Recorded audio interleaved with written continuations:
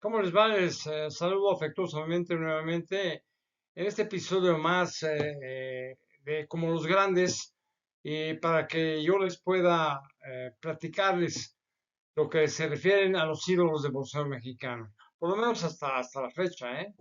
Yo ya sé cuál es el último ídolo mexicano del boxeo en México, o sea, lo tengo bastante claro, al final se los voy a decir. Por lo pronto, vámonos a lo que es la portada de este episodio. Como ustedes se verán en el lado izquierdo, frente a ustedes, está sentado, precisamente es Eddie Trujillo. Hablé con Eddie, algo hablé con él en la ocasión pasada, pero hoy voy a hablar un poco más. Es un boxeador que vale la pena mencionarlo porque fue un tan bastante interesante, sobre todo para que mostrara su capacidad como boxeador, ¿verdad?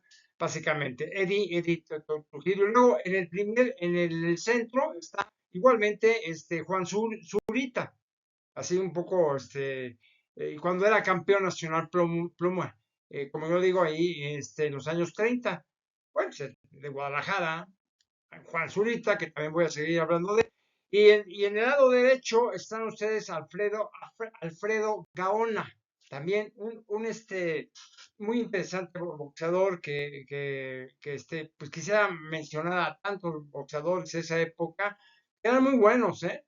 En realidad eran pocos, pero eran muy buenos. Pensando que los cuatro para mí son básicamente la base fundamental de este libro que escribí. Bueno, que son los grandes más importantes de esa, sobre todo ídolos auténticos, ¿de acuerdo? Bueno, miren, en otro momento, por ejemplo, se le atravesó nuestro conocido Little Dewey, precisamente en Los Ángeles, California, el 28 de septiembre de 1975. ¿A quién le ganó por decisión en 10 rounds? ¿De acuerdo? Estamos hablando de Juan Zurita, básicamente, ¿no? Tuvo oportunidades también de enfrentarse a nuestro conocido Henry Armstrong otra vez, este, quien lo venció en dos ocasiones. La primera fue el 7 de diciembre de 1936, perdiendo Zurita, por ejemplo, perdiendo Zurita por nocaut a los 19 años de edad. Igualmente, por ejemplo, en Los Ángeles, California. O sea, la segunda ocasión se enfrentaron en el Olympic Auditorium, básicamente. ¿Qué otra cosa? Fue el 13 de octubre de 1942. O sea, Juan Zurita fue noqueado, básicamente, esta vez en el segundo round ante Armstrong. Era muy sólido, ¿no? Y muy contundente, ¿eh? El norteamericano le ganó a un boxeador que se encontraba casi en el retiro de sus 25 años cumplidos. Básicamente básicamente es lo que él hizo básicamente.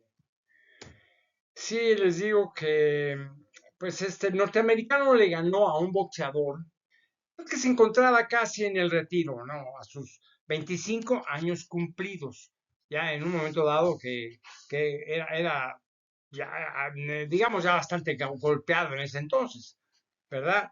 Miren, cuando Eddie Trujillo, por ejemplo, al que yo les menciono del lado izquierdo, triunfa sobre uno de los boxeadores más aplaudidos y considerando, por ejemplo, una promesa, al llamado Paluca, al palo, por ejemplo, a quien solo es apariencia, ¿no? Zurita demostró al vencer a Trujillo, Zurita vencer a Trujillo, quien era el mejor, y con tanta pegada, ¿eh? Debemos entender que siempre los boxeadores más atractivos, o sea, para la taquilla, son los que poseen el divino tesoro que es el punch, básicamente,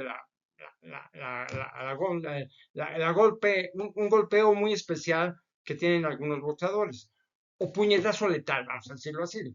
Así que todos se encontraban muy interesados en vislumbrar al nuevo rey del golpe, el rey por un día. Al vencerlo, diría claramente Zurita. Es esa cosa que resulta ser lo más emocionante haciendo que los nervios de los espectadores pues, se llenen de emotividad al ver la posibilidad de presenciar el knockout. Ese es clásico, el knockout, ¿eh? Sobre Zurita por la fuerza demoníaca de Eddie Trujillo, porque Eddie tenía fuerza en los puños.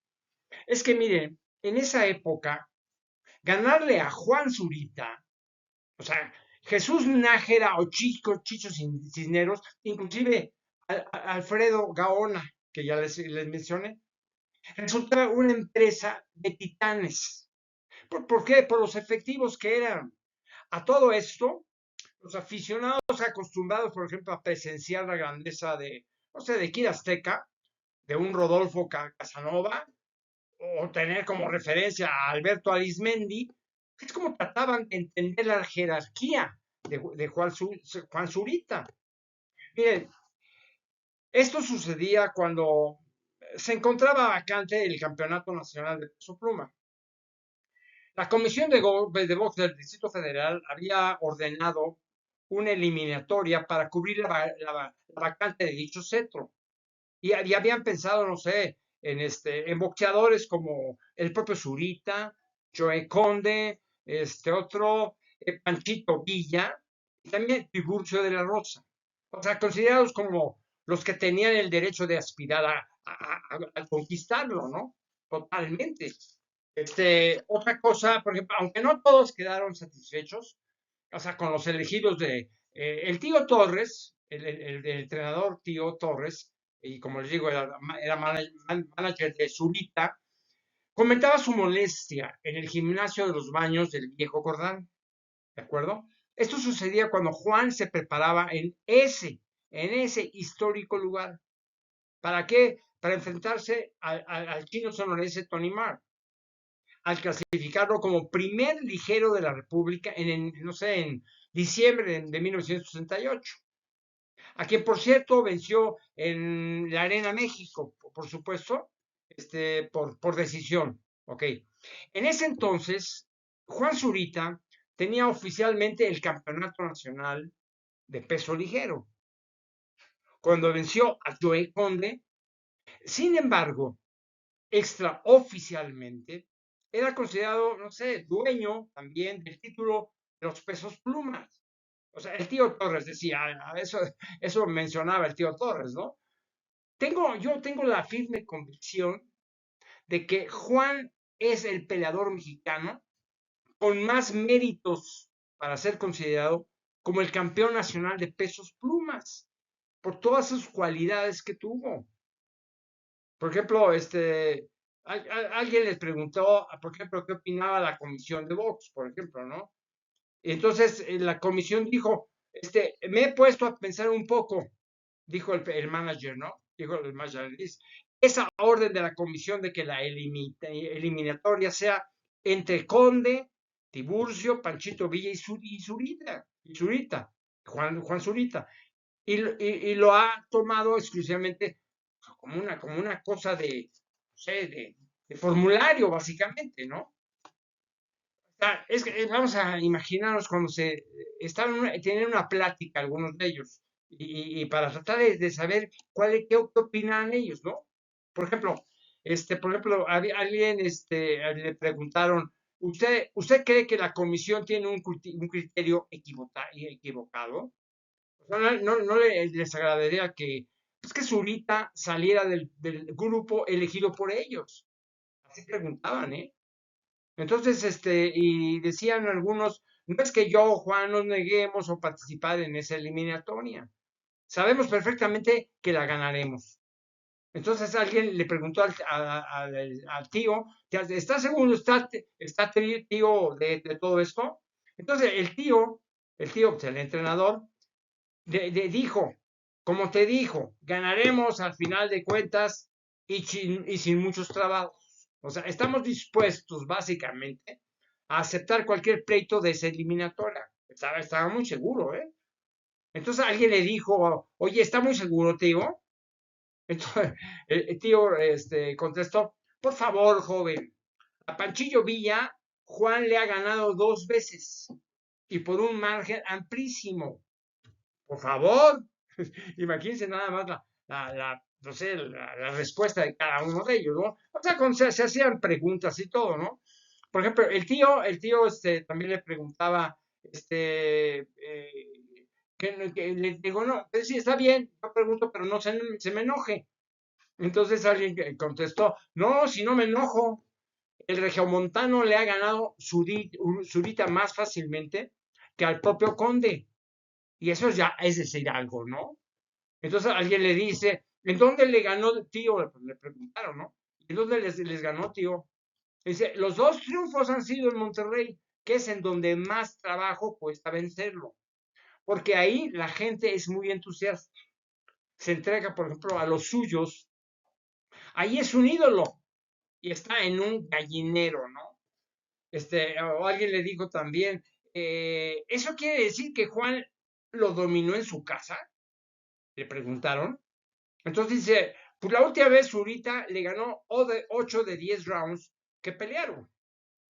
Y entonces le regresan a otro. ¿Tiene alguna duda sobre Tiburcio de la Rosa? Porque pensaron que había una duda de Tiburcio de la Rosa, ¿no?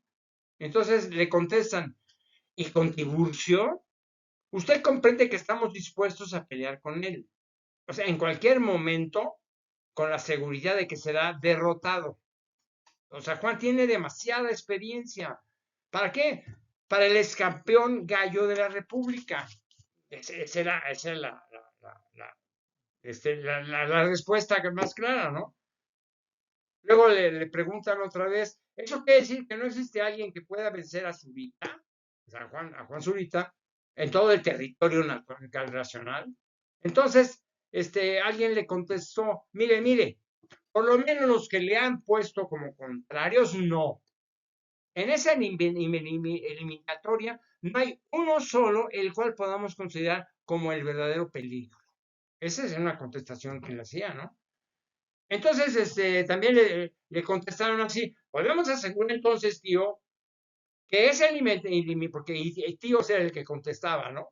Podemos asegurar entonces, tío, que esa eliminatoria de la comisión es simplemente una cuestión de formulario. ¿Es o no Juan Zurita el verdadero campeón nacional de peso pluma? Le preguntaron al tío, ¿no? Entonces el tío dice, sin embargo, como antes lo he dicho, o sea, terminaba diciendo el tío Torres, ¿no? Juan y yo estamos dispuestos a aceptar lo que venga. Tenemos la plena seguridad de que al final de cuentas lo que resultará es que todo el mundo diga oficialmente que tenían razón, los que consideraban a Zurita como campeón nacional ligero y pluma. Así terminó diciendo con toda precisión el tío, ¿no?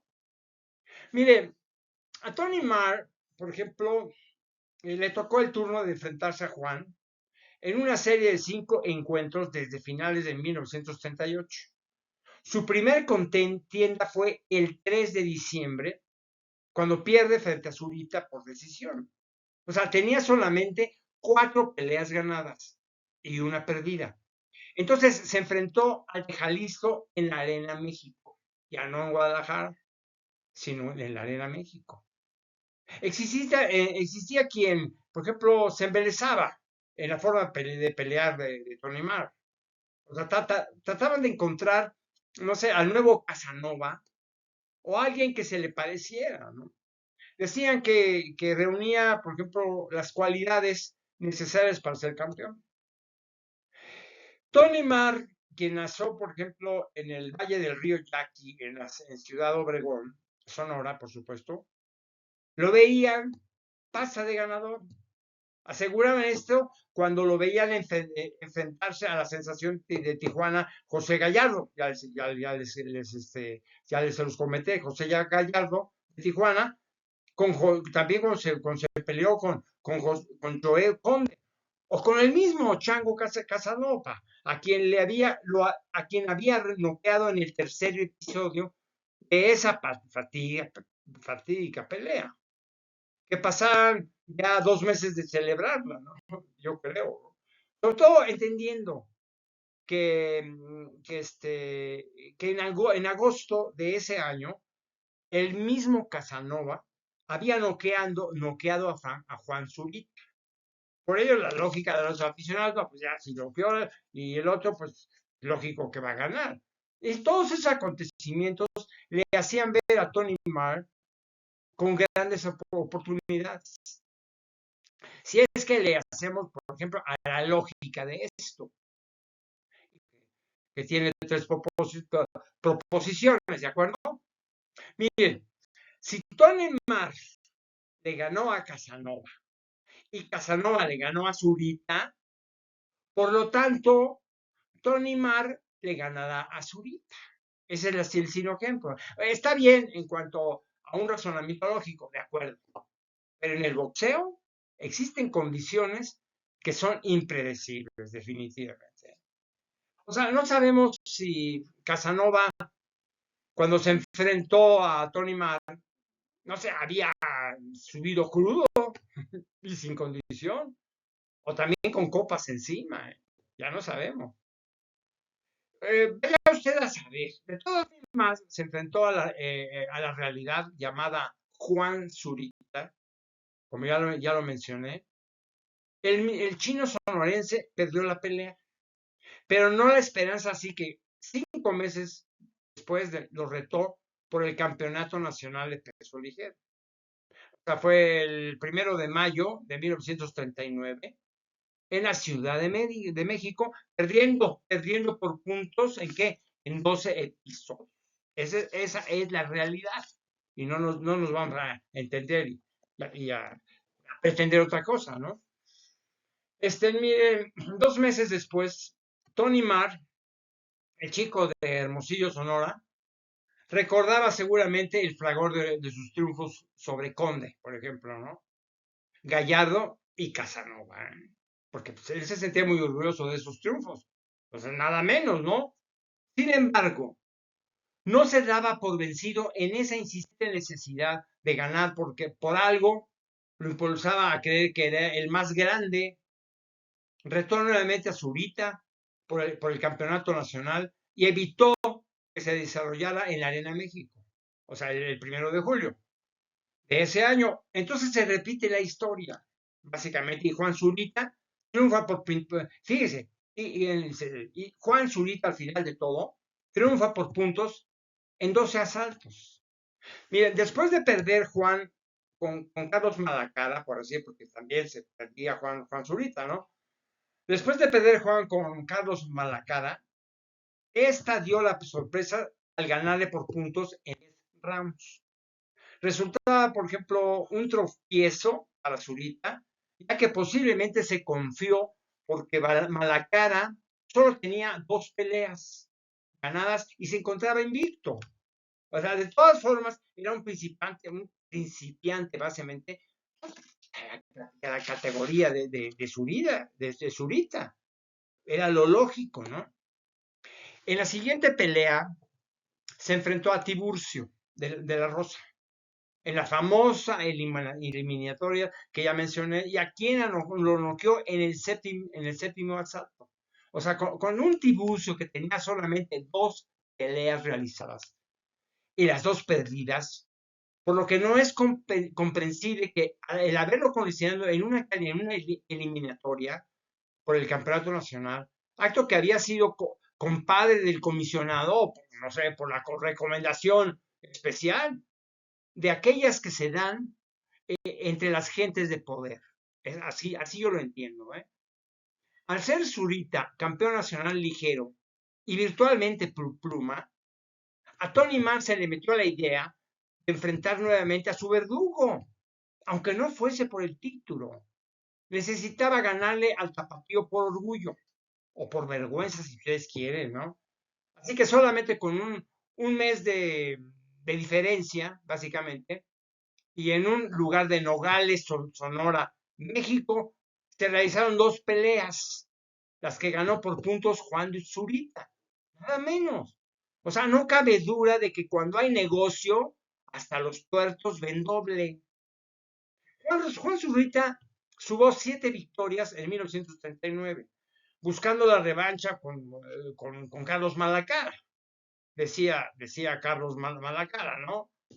¿Qué es lo que decía Carlos Malacara? Así como no, ¿no? Venceré nuevamente a Zurita en la misma forma que le gané antes. Así le volveré a ganar, que exponga conmigo su título de peso ligero. Así eran los enfrentamientos. O sea, se retaban y se atrevían y con la seguridad de que iban a ganar, ¿no? Por ejemplo, comentaba el oriundo de Chihuahua, aseguraba también, le decía, voy a darle una oportunidad a Tony Mar cuando sea campeón nacional ligero. Mientras tanto, al escuchar tales palabras, el tío Torres decía que Zurita es mejor que el cargador y Mar juntos. Así era, ¿eh? Mire, la triangulación de Carlos Malacara, Tony Mar y Juan Zurita tuvo sus consecuencias, ¿no? Antes de que el tapatío terminara con no sé, con la ilusión del chinito de Sonora, Malacara al ganar demostró que era mejor que Tony. Si bien, o sea, al vencerlo en la pelea estelar de la Arena México, se hacía suyo el calificativo que le había puesto el tío Torres, de que era un cargador. Reviraba el guante a Mar, diciéndole que Carlos sí era catedrático, básicamente, ¿no? Mire, no sé, en la lluvia de golpes que hizo descargar Malacara sobre el chinito, cuando se enfrentaron se le vio un gancho derecho de arriba hacia abajo, pegando con los nudillos de la mano, en un lugar de subir el codo, resbalándolo por esta. O sea, los boxeadores llegan, por ejemplo, a levantarlo. Solamente que se estire el brazo toma la forma perfecta del gancho interior derecho. O sea, ya lo saben los boxeadores, ¿eh? Este tipo de golpes es de maestros, no de principiantes. Son de maestros con la más pura técnica. No cualquiera lo hace, ¿eh? Mire, Tony Marr en esa pelea tiró el gancho izquierdo al hígado con la fuerza y la rapidez de Malacara. Golpes que resintió Carlos. Uno de los problemas que tuvo Tony Marr, al perder finalmente con su oponente, es que peleando en corto se quedaba parado. Y ahí recibió la gran cantidad de golpes. Ese fue su problema, se queda separado. Cuando se pelea en corto, es necesario coger un brazo del adversario. Lo saben los boxeadores, los que saben, ¿no? Es una forma de utilizar la defensa. Eso sirve para tirar con el otro brazo golpes que lastimen. O sea, Tony Marr no hizo eso, la verdad. Se quedó parado como hipnotizado, sobre todo frente al estilo de golpear de Malacara. Digo, si queremos un poco más alocado que su adversario, ¿de acuerdo? Al tirar golpes de esa forma, desconcierta. Eso le sucedió a Zurita cuando se enfrentó con Carlos. Su pelea en corto es lo que más le favorecía, definitivamente.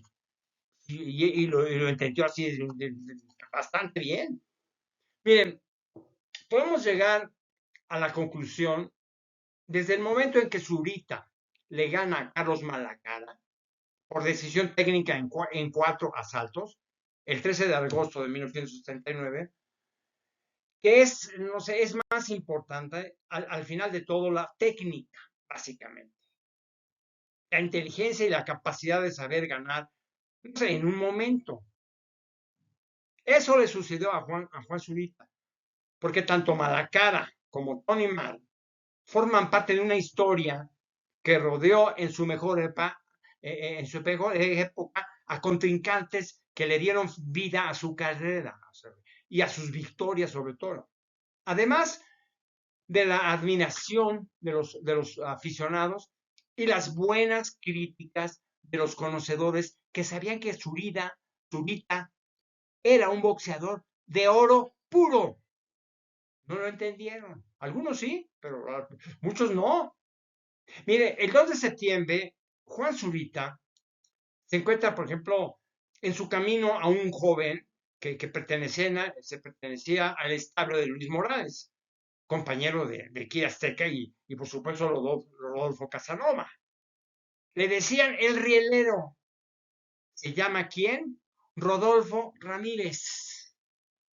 Rodolfo Ramírez. Y esa noche en la Ciudad de México no creó a Zurita, el rielero, a Zurita en 6 episodios.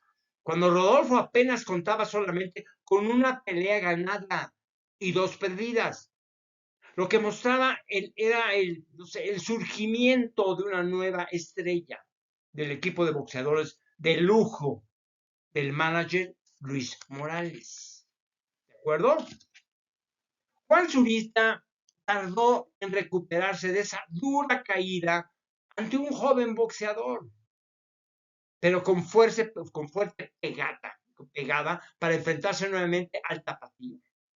Tal vez, no sé, engolosinado con la enorme victoria ante un grande, o sea, conociéndosele Zurita la oportunidad para disputarle el campeonato nacional ligero, eso, aquella noche en la Ciudad de México, Juan Zurita dio una gran pelea, pero no pudo soportar los golpes tan precisos y poderosos de su contrario, que terminaron por noquearlo por segunda vez ante un rielero sorprendente.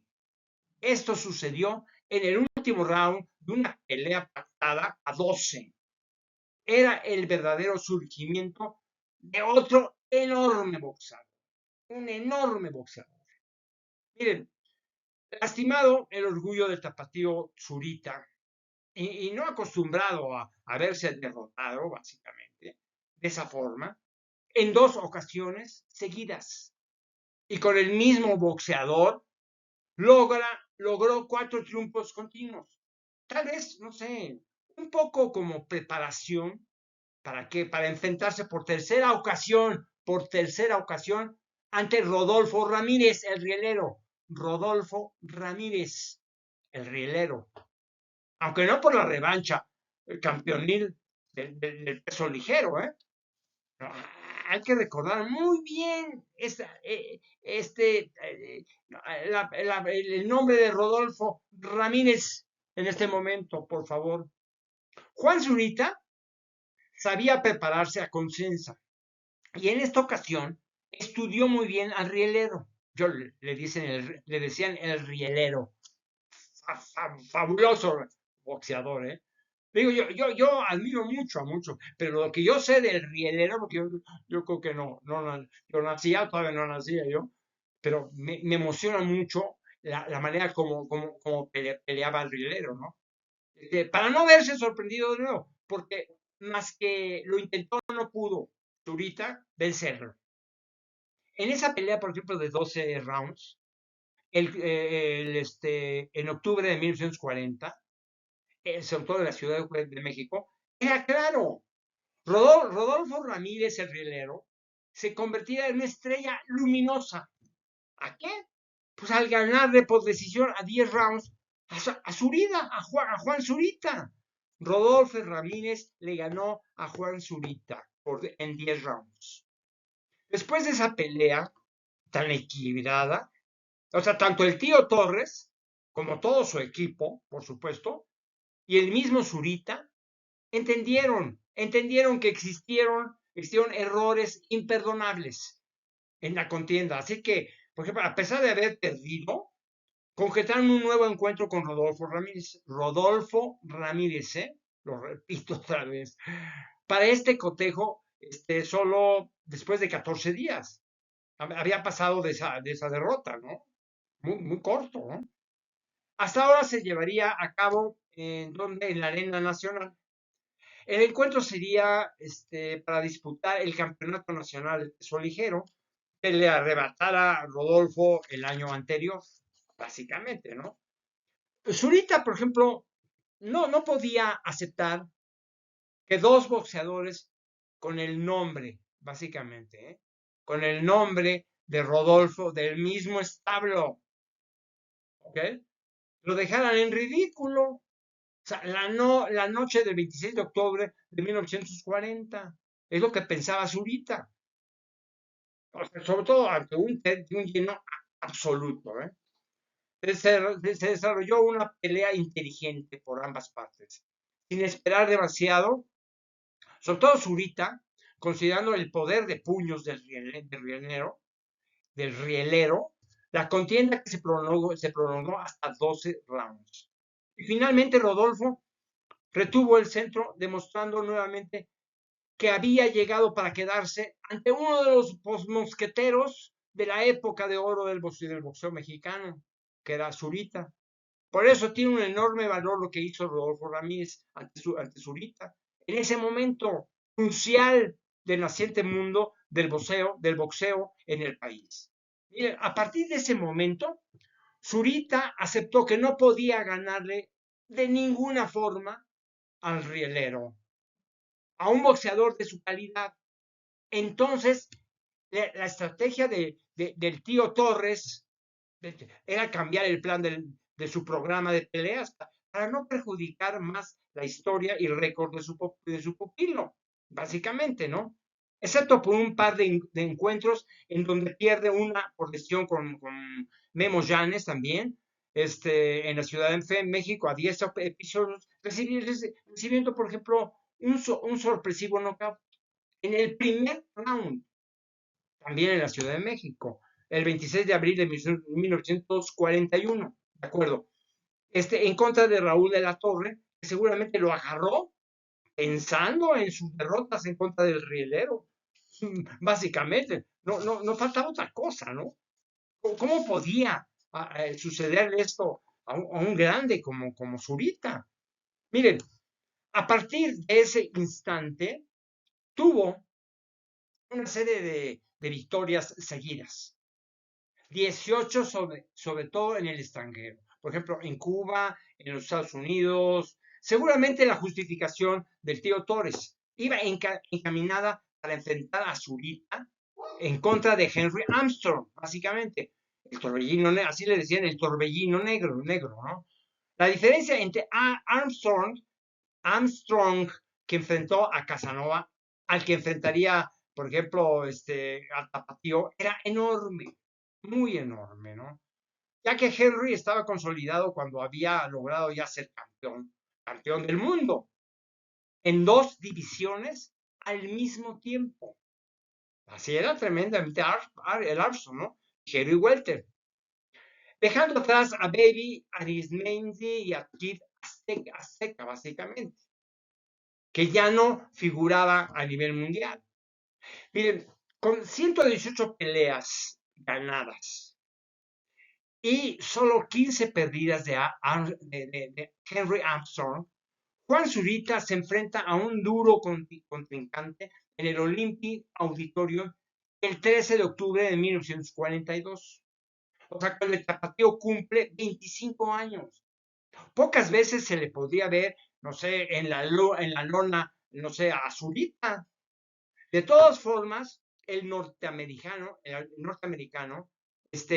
con una solidez impresionante, lo noqueó en el segundo episodio en 10 asaltos pactados. Henry Armstrong, impresionante.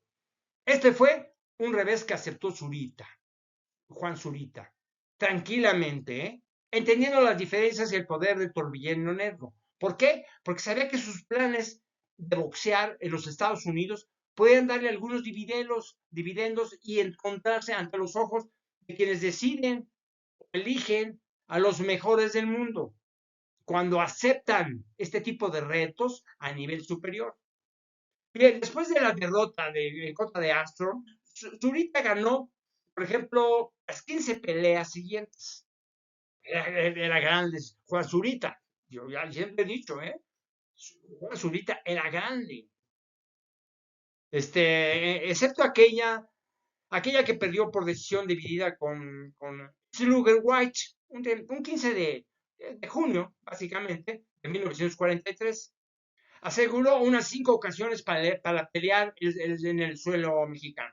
De hecho, ganó todas, salvo la última pelea de su fecunda carrera, en donde debemos suponer que el cansancio, yo creo que era eso, el cansancio, no sé, la rutina y los 6 años de estar en el gimnasio fueron suficientes para sus ambiciones y sueños. Ya no había más que hacer con Zurita. Se había logrado todo. Miren, el circo de toros de la Ciudad de México, hay que recordar esto, ¿eh? El circo de toros de la Ciudad de México fue el cierre de una carrera exitosa e histórica, en donde terminó perdiendo por nocaut técnico en el segundo round de una contienda de 15 episodios, ya que había retado a su contrincante Ike Williams por el Campeonato Mundial de Peso Ligero de la Asociación Mundial de Boxeo. O sea, fue el 18 de abril de 1945. No lo olviden. Finalmente se cierra el ciclo de los 4 mosqueteros al terminar con Juan Zurita, de la época de oro. Eso es para mí. Del boxeo mexicano con Kid Azteca. Yo se lo voy a repetir a todos, ¿eh? Kid Azteca, el coloso de Tepito. Rodolfo, el chango Casanova, el otro.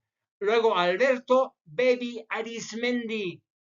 Y por último, el tapatío Juan, Juan, Juan, Juan Zurita. Con todo mi recuerdo amoroso. Si ya se murieron todos, yo creo que sí, ¿verdad? Pero con mucho respeto que le tengo a esos cuatro mosqueteros del toreo, del boxeo de México. Por supuesto, por el sabio regresado al toreo, ¿no? De los grandes. Ellos fueron como los grandes, fueron grandes los ídolos del boxeo en México, los que los acabo de mencionar. Vamos a terminar con ello. Para regresar a otro episodio más adelante, les agradezco mucho que me escuchen. Con esa emoción que tengo yo, la verdad, con una emoción muy especial, el poder recordarlos, porque me gusta el boxeo. Porque yo aprendí a boxear cuando era chavo, tenía yo 15 años, yo creo, 16 años. Mi papá me enseñó a boxear. Se los digo con todo sinceridad, me enseñó a boxear mi papá porque él aprendió a boxear muy joven, porque le gustaba el boxeo, le fascinaba el boxeo. Yo aprendí a boxear. Y mi papá me dijo, muy bien, hijito, tú tienes 15 años, no le pegues a otro muchacho, porque lo vas a golpear.